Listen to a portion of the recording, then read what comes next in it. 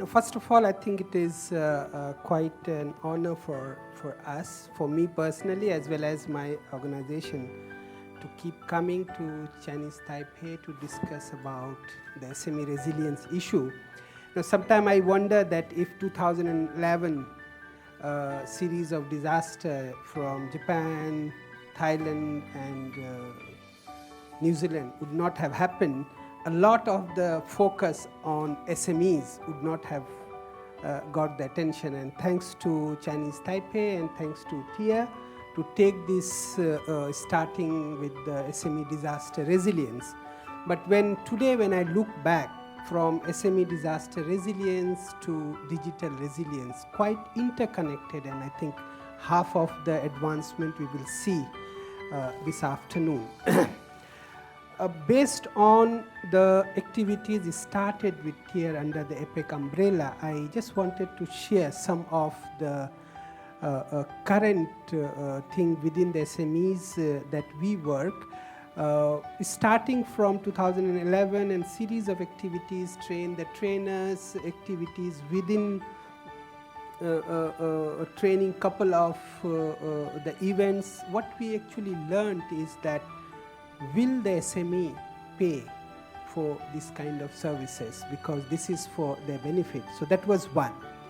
Similarly, I think Michael also mentioned, and many a times you see presentations when it comes that there is a low awareness, there is a low preparation within SMEs. This is fact.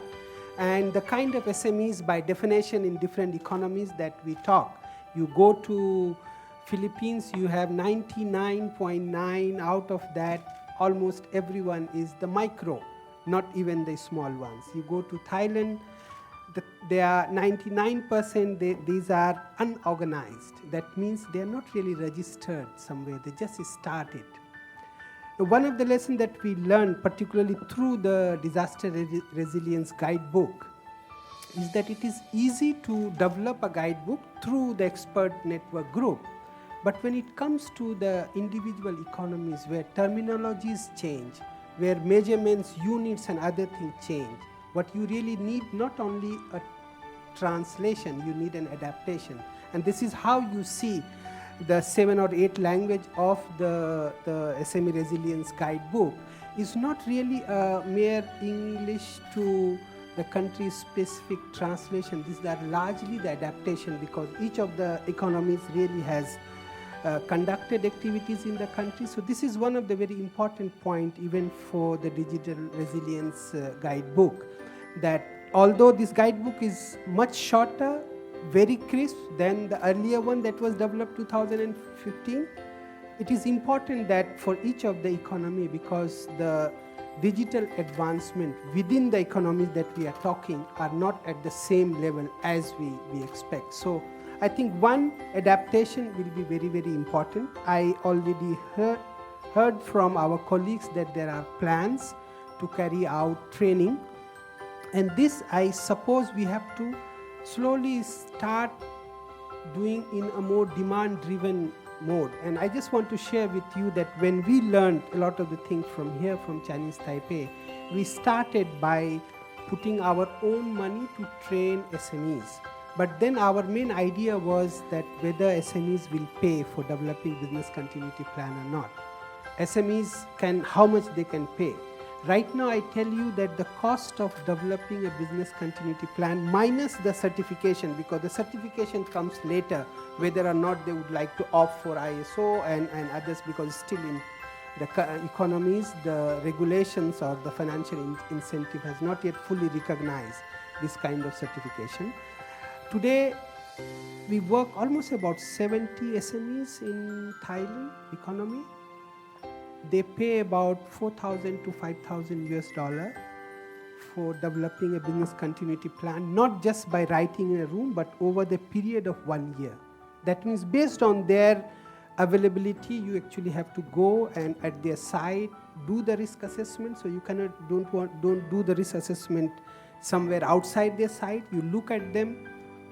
So this is another suggestion that I would like to give, that maybe more and more specific training utilizing the economy's institutions, not only ADPC, there are thousands and thousands of institutions available in those economies. And I think the last point is that, at the policy level, whenever we have the SME working group or the SOM and others, promotion of the document, endorsement of the document is one good aspect, but at the same time, I think we have to influence the economies to include this kind of thing as part of the incentive. Because those who understand SMEs, their challenges, I will not repeat, we have already been repeating. The biggest challenge is not really disaster. Biggest challenge is not digital problem. The biggest challenge is how they continue the next day.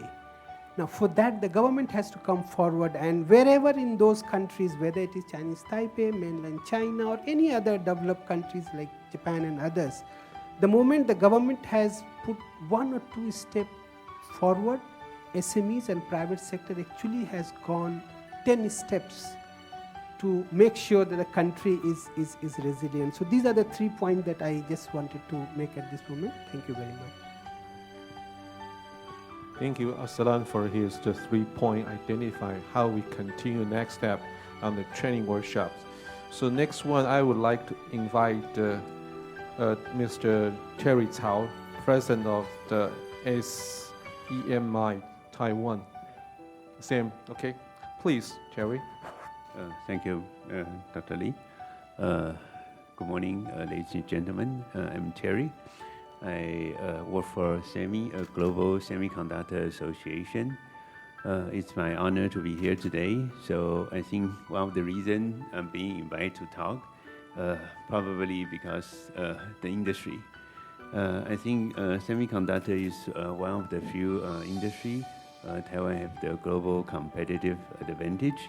So I think we also want to, through this APEC meeting, I think also good practice from the semiconductor industry practice can also share with the other Asia Pacific friendship country.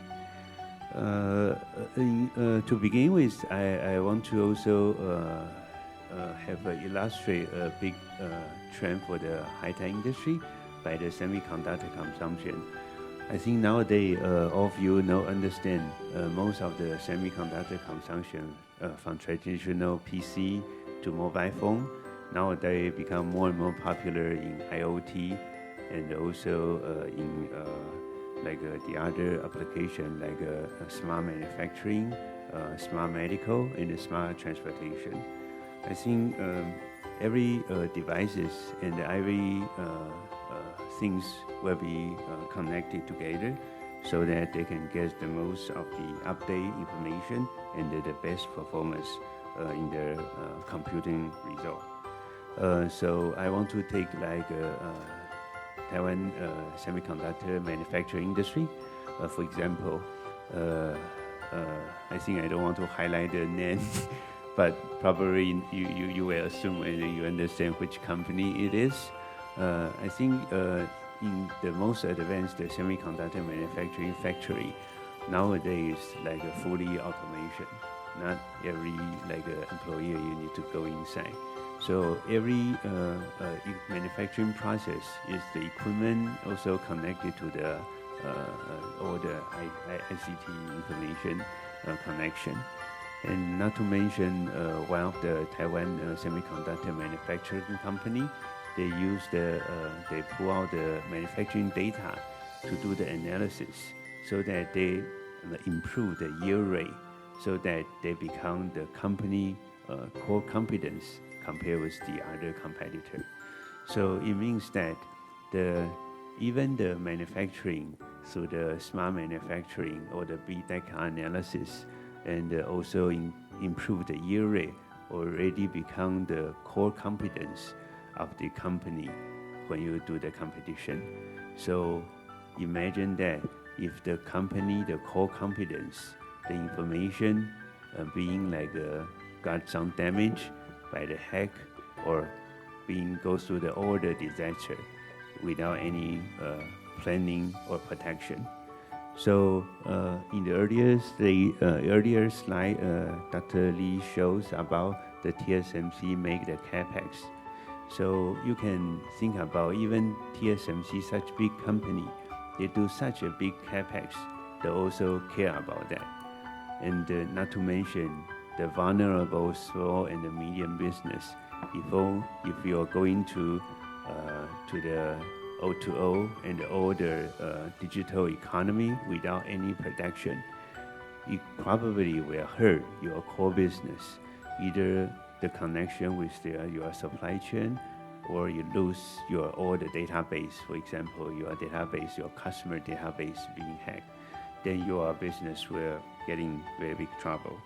So this is one of the examples we take about like a smart manufacturing concept, how the company have to dealing with for the digital economy for the order protection. And also want to make another example. Earlier during the presentation, we also heard about lots of the smart transportation, either from the Tesla or nowadays become very hot topic is the autonomous car, right? We see that the NVIDIA, Google, or the artificial intelligence, they do the autonomous car. All the car transportation, there are lots of the component is the semiconductor and the sensor. How the autonomous car can work? It's through the sensor, image identification, then create the data. Then the data have to do the computing or through some of the GPS system. So imagine the world if the smart transportation or the vehicle just without any internet or any protection for the data or the hacker. I think 2 weeks ago I went to see a movie. The movie is The Fate of Furious. 玩命关头吧. Okay. Actually, that movie also just show a scenario. It's like the criminal party. They just hack into the computer system and they control all the vehicle on the road. And they control the vehicle. Doesn't matter you have the driver or not. Then control all the car to hit. They want to crash the Russian president who's sitting in the car. So actually, when we talk about the autonomous car, it's around the corner. It's in the future. So it's not only in the movie, it's coming. So you can imagine all those kind of digital things will change our behavior and change our world. So just like I mentioned, such a big company, they have some of the protection, but they still got lots of the attack and they're very vulnerable. So how about the small and the medium business? So I want to also highlight from small and the medium business perspective, take semiconductor industry. Nowadays, lots of the employees, they also take their company IP, then they go to either the other competitor, which also create lots of the semiconductors industry impact. I think it becomes a big problem. So I think that is also part of the security issue we discussed today. So I think most of the small and the medium business, the problem and the challenges, they are lacking of the resource. So that they are lacking of the awareness of that problem or the issue. Then so that they don't have lacking of the knowledge to dealing with that. Not to mention about they don't have the ability to handle with that. So lots of the challenge for the small and the medium business, so that they will underestimate the risk. They will under-allocate the resource for the impact and the ability to recover and for the resilience. So I think nowadays, lots of the small and the medium business owners, they just about to leverage their digital economy trend to expand their business from offline to online, from region to global. They heavily rely on the digital service. I think the earlier presenter just also mentioned about they use lots of the cloud service without any IT people to handle in the office. So they don't even have the concept of the backup or have the resource can afford to do the backup. So when they enjoy the benefit of the digital economic growth, they also expose the very impact and the dangerous for the internet threat.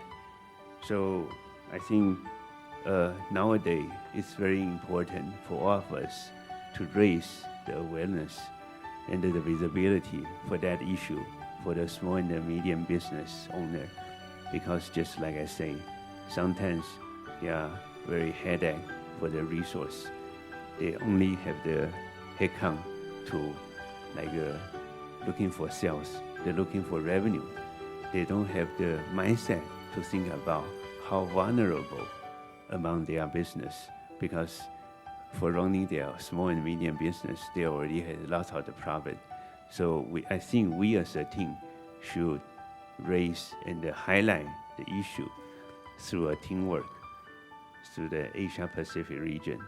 Then we can do the training, we can do more like a guidebook, and also do the public conference to advocate this concept.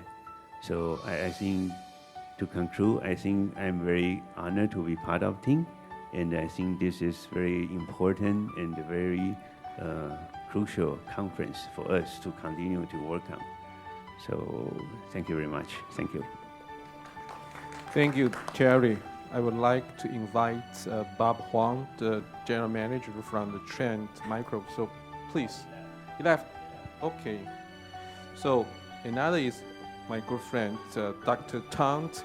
He is the co-chair of the APEC Emergency Panelists, also head of the Science and IC Division, Department of Natural Disaster Prevention and Control, Directorate of the Water Resource Ministry of Agriculture and Rural Development of Vietnam. So Dr. Tant, please.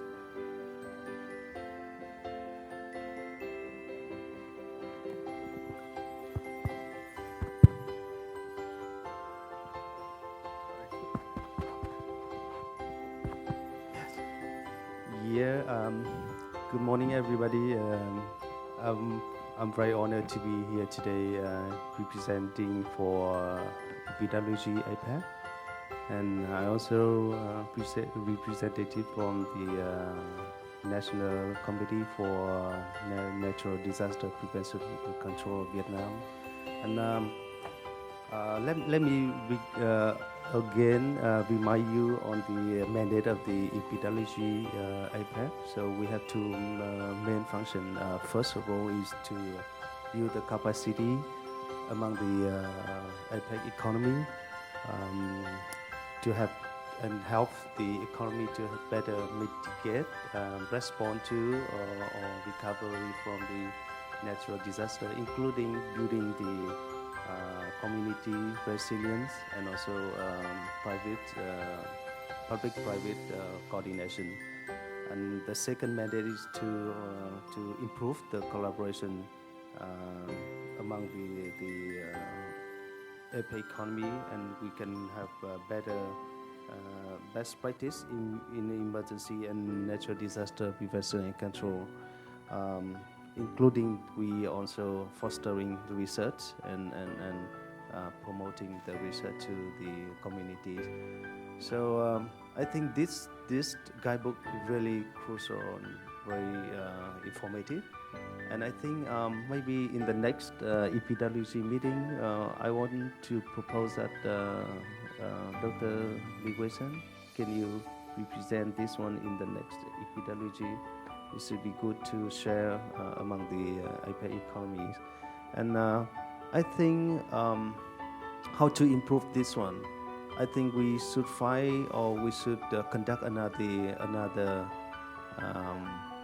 investigation, or we choose among the APEC economy and we apply this one to do like pilot demonstration and find out which is the challenges, which is the difficulty to apply this guidebook to SME or like I think we can conduct another demonstration or pilot demonstration to make the competitive, to prove that if you apply this guidebook, your business should be better.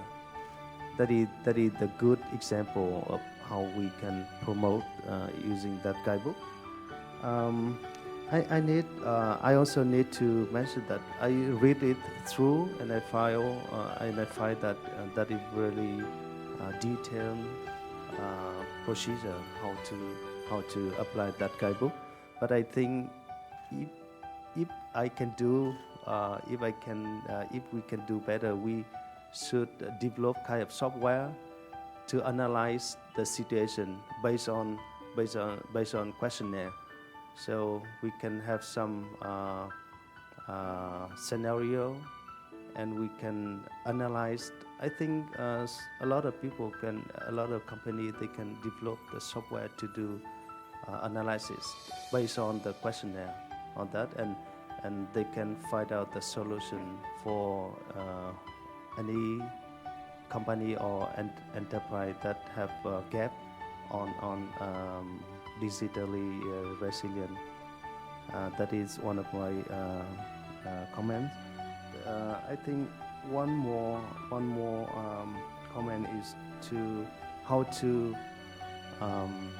integrate this guidebook into the working plan of a company. I think many enterprise will see that they still continue the business without apply this one, right? But if we do like legal regulation and apply to each company, to every company, I mean here is how to mainstream each guideline into the working plan. So the guidebook should be applied automatically.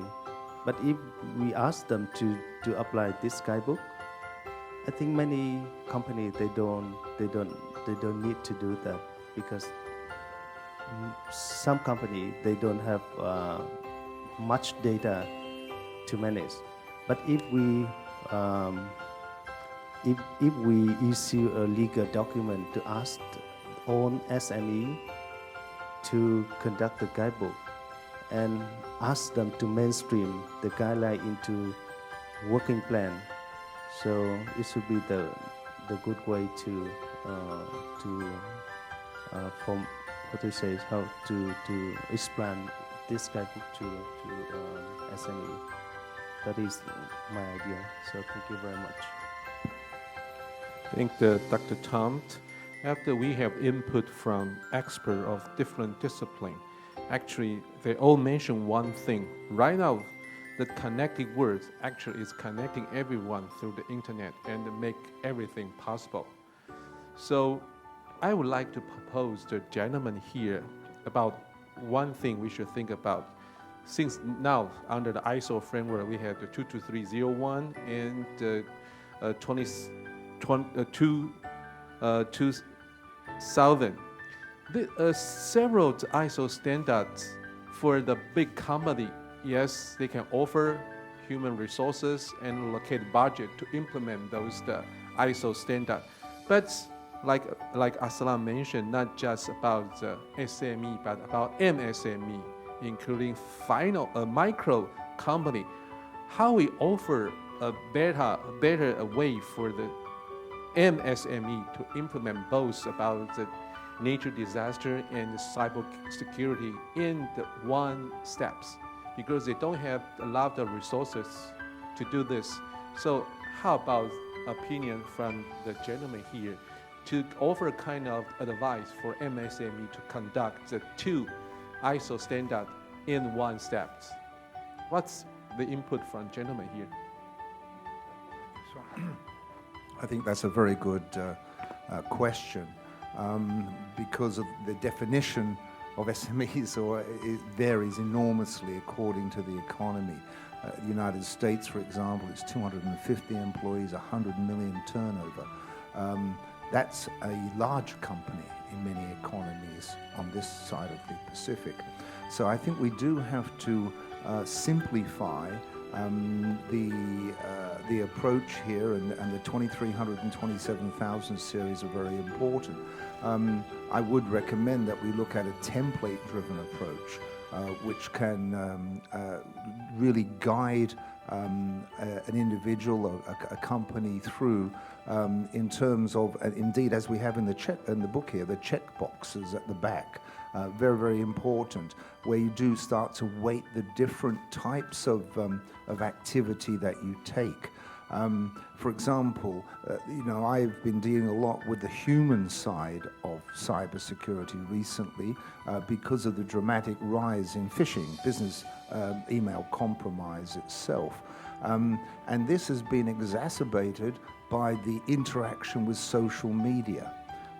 So I'll give you an example. What criminals are doing is they're actually looking through social media, finding out people with a particular job title in a company, which you can find out fairly easy through LinkedIn or other ones, and then targeting those individuals to become linked to them or friended on other sites, and then using essentially social engineering, get their confidence to start to share information about what they do in their company, and then use that as a vector for phishing emails themselves.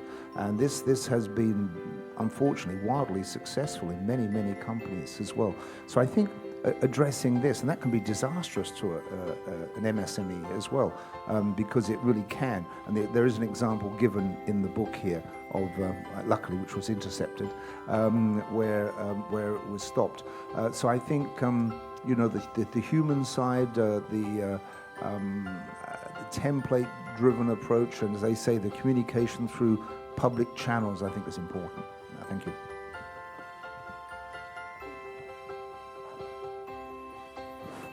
Hello. Okay. I talk from my past experience when we promoting the BCPs.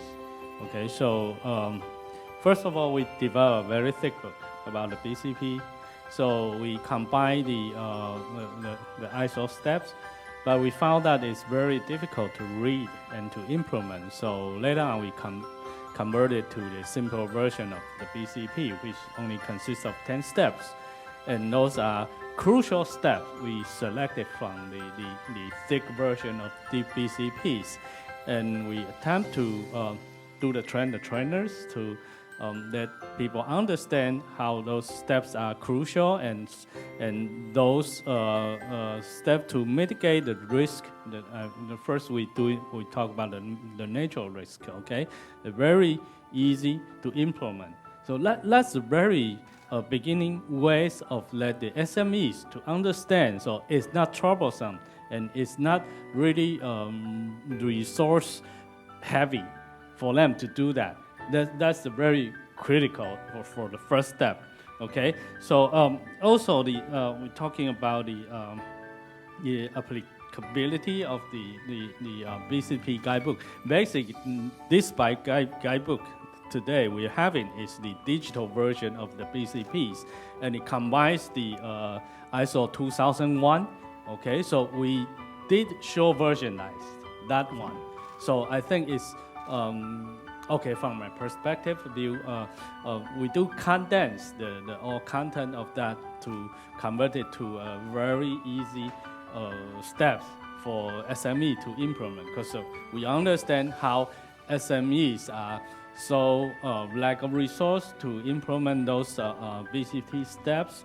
So with some example from the EPWG co-chair, I think the first thing is how do we let them understand and how to set up an example for the SMEs to carry out those steps. Okay, and I also need to mention about the singular and plural things, the questions. Singular means like one company doing the BCP. Plural, what I mean, plural is multiple companies doing the BCPs or the digital resilience initiative. Because one company doing that doesn't mean a thing. Because you are connected to all the companies. You need to, from the macro point of view, we need to promote that to a group of SME communities, societies. Otherwise, one got hit, all got hit, because we are all connected in the digital era. Okay, so that's my 2 cents. Okay. Thank you, Jason. Any input from the expert? Okay, right. I'll make it short. From our experience, access control is the key. I have a story. Just 2 weeks ago, we have provided training for semiconductor client, and we register our computers and everything looks fine. However, after 3 days after ransomware, when we approach the client, their help desk and the secretary, they say no notebook was allowed to their lobby and outside training room. If you were me, how could we fix it? On one hand, there's a ransomware attack. On the other hand, there's a normal operation and training. Okay, so the first thing is that how could we balance between do and don'ts and to help the normal operations still work. Okay, that's one point. The second point is that we consult the IT staff. They made a joke. How could we know you are not a hacker? Okay, so this and then they seriously discuss the issue. When the secretary need to implement this the policy, you need to make them as simple as possible.